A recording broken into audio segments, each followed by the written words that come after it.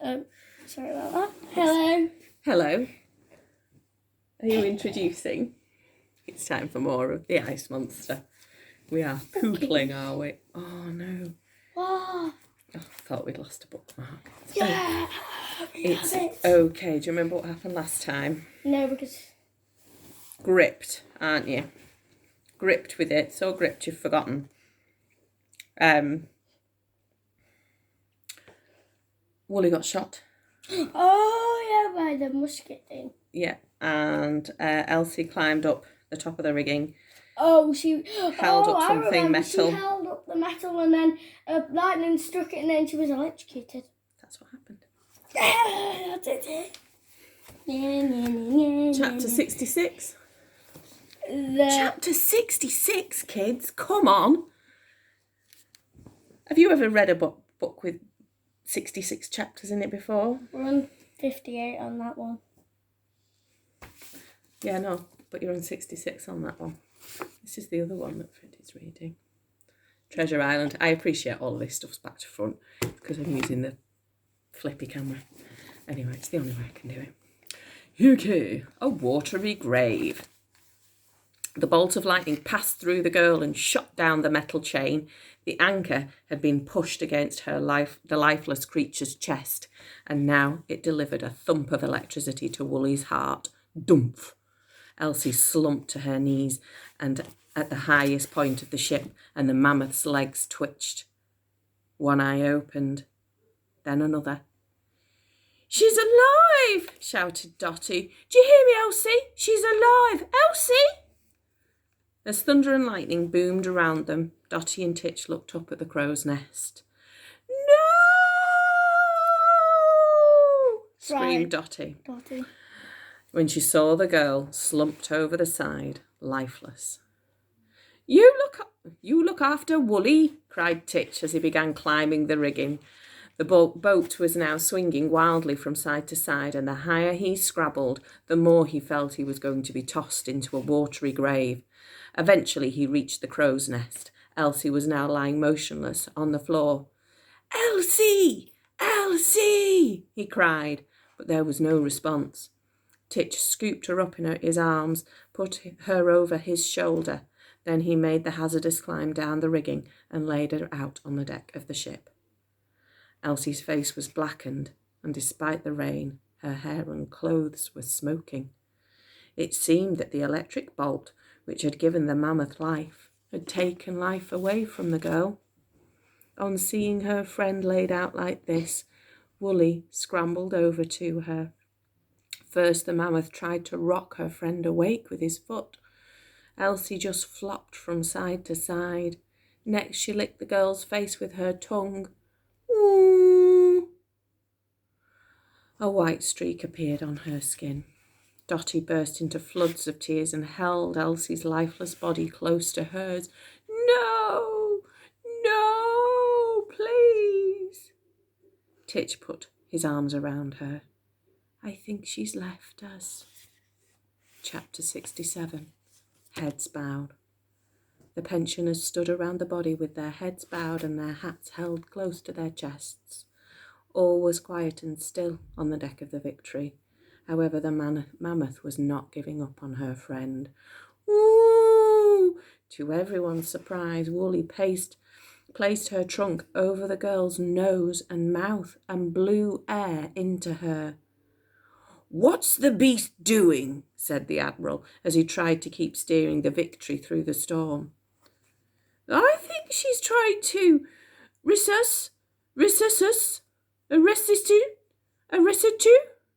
blow air into Elsie," replied Dotty. "Her chest is moving up and down," exclaimed Titch. "Thank the Lord God for his mercy," cried out Dotty. "She's alive." Elsie's eyes opened. A huge, wet, furry trunk was staring back at her. At first, she didn't know where she was or even who she was. What the? But as soon as she realised who was looming over her, she took the trunk in her hands and kissed it. "Oh, thank you, thank you, thank you, thank you, Wooly. I love you." The mammoth wrapped her trunk around the girl and pulled her close for a cuddle. "Hurrah!" cried the old soldiers. "This is all well and good, gentlemen, and lady and girl, and of course mammoth, and so on and so forth," began the Admiral. "But can I politely remind you that we are still sailing through the heart of a storm? It's going to take every last man, every last person and prehistoric animal for us to survive this. Back to work at once." Part 3. Who knew? What, so part 1, Massive. part 2's Tiny. and part 3. Well, let's just see, because it very much depends if there's a 4, 5, 6 and whatnot. Part 3. The North Pole. The North Pole, says Mrs. Nicholas. Okay. Saint Nicholas, Mrs. Nicholas. I don't know what you're talking about. See, they said Nicholas is Santa, so Mrs. Nicholas is Santa's Oh, wife. right. I'm with you. With you. Takes a while sometimes. Chapter 68. Battered and Bruised. Battered and bruised, HMS Victory eventually sailed into calmer waters. An icy wind blew across the ship. They were moving closer and closer to the North Pole. A shout came down from the crow's nest. "Iceberg ahoy!" Elsie whispered into the mammoth's ear. "We're getting close, Wooly." The mammoth nodded her head up and down and called out, "Ooh, very close." The Admiral expertly navigated HMS Victory through the maze of ice. "Land ahoy!" came another shout from above. "Ooh," hooted Wooly. Somehow she knew she was going home. The ship stopped alongside the edge of the ice, causing a huddle of walruses to scatter into the water. Plop, plop, plop. After weeks at sea, the mammoth was eager to step out onto solid ice. Her entire body was swaying with excitement. "Not long now, Wooly," said Elsie. As soon as it was safe, she led her friend down the gangplank and onto the ice. Immediately, the mammoth rolled on her back, rubbing herself in the snow. Elsie thought it looked like fun, so joined in too, and even fashioned a snowball, which she lobbed at Wooly. In return, the mammoth hoovered up some snow with her trunk and sprayed it at the girl. Dotty and Titch looked on from the deck of the Victory like proud grandparents. When Elsie and Wooly both began to tire, the girl decided it was time to say goodbye. She gave her friend the biggest cuddle in the world. Right. "I'm going to miss you so much," she whispered into the mammoth's ear. Wooly shook her head. Whatever did the animal mean? She reached out her trunk and took the girl by the hand and began tugging her along. "Wooly wants me to go with her," Elsie called out to those on the ship. "But where?" Chapter 69. Some kind of machine. "We're going too!" exclaimed Dotty, dragging Titch by the hand.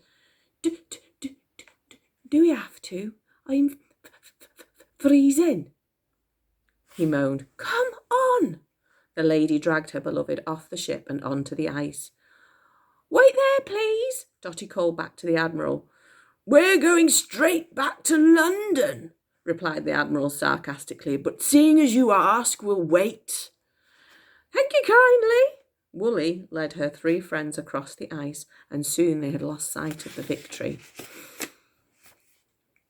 "We'll have to try and remember which way we came," remarked Titch. Yes, turn left at that mound of snow," replied Dotty unhelpfully. Underneath the ice, there was the sound of something whirring. It stopped Wooly in her tracks. "Ooh," she cried softly, clearly spooked. "What's that?" said Elsie. "What's what?" asked Dotty. "That sound," replied the girl. She put her ear down to the ice. "Maybe it's a killer whale," suggested Titch. Wooly shook her head. "No," replied the girl. "It's some kind of machine." All 4 stood silent. Suddenly there was the deafening noise of something grinding through the ice. Drrrr! Ahead of them, a metal nose burst out. "Woo!" screamed Woolly. "What's that?" gasped Elsie. "It's one of them submarines," replied Titch. "What's it doing here?" asked Elsie. "And who's going to sweep up that ice?" exclaimed Dotty. The underwater craft forced its way up to the surface and bobbed on the sea for a moment. "Shall we make a run for it?" suggested Elsie. "No, let's stand our ground," replied Titch. "My hero," said Dotty.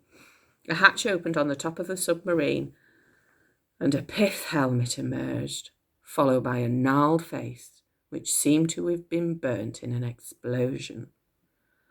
"Well, well, well, fancy meeting you here," snarled the lady. It was Lady Buckshot. She was chomping on a cigar and wielding a shotgun. "Moo!" cried Woolly. "Yes, how peculiar," replied Dotty. "Maybe we should have made a run for it," said Titch. "Thought you would kill me off, did you?" called out the big game hunter as she stepped down from the submarine onto the ice. "Thought your little stunt with Tower Bridge was clever, did you?" Mused Dotty. "Probably not saying the right thing here, but yes, actually, I did." "Silence! You asked the question. It was a rhetorical question." "What's that?" "You don't know what a rhetorical question is?" "No." "Silence! That was also a rhetorical question." "We're going round in circles now." "Right. I'll shoot you first." Elsie stepped in front of Dotty. "Never," said the girl. Titch stepped in front of Elsie. "Never," he said. Then Woolly swept them both aside with her trunk. "Moo!" she hooted at the hunter. "I'll just stay at the back, if that's all right with you," announced Dotty. "Oh, for goodness sake," thundered Buckshot, spitting out her cigar and pointing her shotgun at each of them in turn. "I will kill you all." Chapter 70. Behind you. Buckshot cocked her shotgun. Click. "Don't you fools see how good all your heads will look on my wall?" she called out. "I rather like my head attached to my body," Elsie called back, "and so does Woolly." "Moo!" Mammoths nodded in agreement. "Woolly," mocked Buckshot. "The monster has a name." "She's not a monster, she's a mammoth," said Dotty. "A what?" "A mammoth! Are you deaf?" "It'll take too long to explain," said Elsie. "Fine, I don't have time anyway. Prepare to die." Titch put his hand up in the air. "Excuse me, lady." "What now?" "There's a polar bear behind you," he lied. "No, there isn't." "Shut up," he hissed. "Yes, oh, sorry. There's a polar bear behind you," he lied. "No, there isn't," said Dotty. "Shut up," he hissed. "Yes, there is," Elsie continued the lie. "A really big one." "I'm not falling for that, old chestnut," thundered Buckshot. "Moo!" hooted Woolly, pointing at her with her trunk to the spot where the imaginary bear might be. "Oh, I get it," said Dotty. "There's a really big brown bear." "White bear," hissed Titch. "White bear behind you."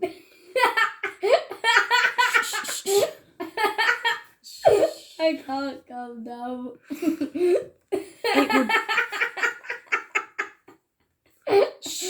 I can't. You'll have to quiet down because you'll wake him up. That is funny. "It would look great on your wall," added Elsie. Behind her, she could sense the mammoth was straining.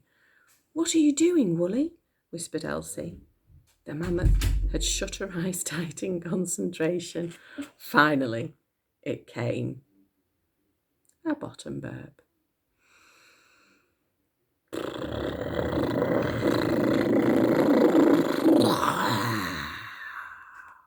The bottom burp that sounded exactly like the growl of a bear.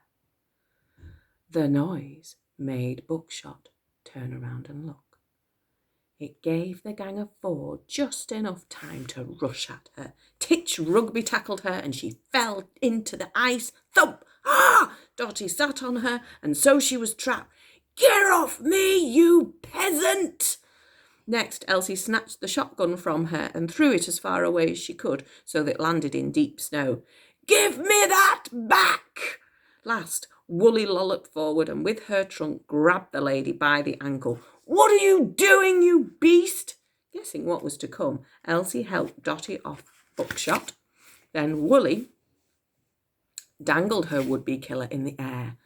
Help! She cried. Not on your Nelly, said Dotty. The mammoth lifted the hunter high in the air and began swinging her in circles. Ah! Yelled Buckshot. The circles came faster and faster. Vrrr! Soon Buckshot became nothing but a blur. Ah! Now let go, said Elsie. The mammoth did as she was told. No! That'd be good in a movie. Cried Buckshot as she spun through the air like a boomerang. Unlike a boomerang, she didn't come back. Buckshot flew across the Arctic before landing far out of sight with a thud. Thank you, Mammoth, said Dotty. That woman was beginning to get on my nerves. Right, we'll leave it there. No, keep reading. That's so exciting. Can we finish the book? There's like only 32 pages left. There's not 32 pages left. There is some more than that. Is there 100 and something? I don't think there's 100 and something. I think there's something between 32 and 100 and something. Well, that's not helpful. It doesn't have a page number on the last page. 32, 78, 79, 80. So 32, 48. 48 more pages left. No. It's not long. No. I want this. I'm not reading. I want this book to go on forever. Do you? Yeah. I'm so glad you do. You don't because you want to go to bed. Yes. You're grumpy. I'm not grumpy. I'm tired. Right. I hope you enjoyed that. Apologies for some mixing up of accents and voices. It's quite tricky. When you've got me around. Right. Say bye. Bye. Bye. Bye. See you next time. Bye.